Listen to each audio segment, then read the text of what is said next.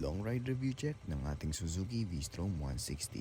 So guys, after 7 hours na biyahe mula Pangasinan, musta yung makina natin?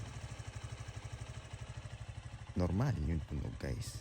Ang dami kong nababasa sa social media na air-cooled lang daw yung V-Strom. Mag-overheat daw. Guys, hindi mag-overheat yan. Kahit ilang oras pong biyahe. Ito nga 7 hours kong binahe. Yung nakakaraan 6 hours na tuloy-tuloy. Hindi nag-overheat. Hindi tumiri.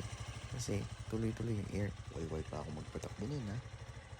Hindi naman nag-overheat. Kaya ginagawa ko yung mga video na to para pakita ko sa inyo.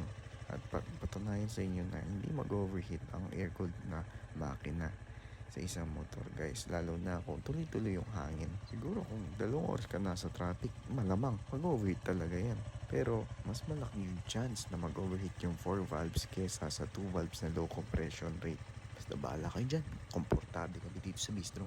So, follow nyo muna ako guys para sa ating mga more brutal video sa mga pupuntahan pa natin. Bye!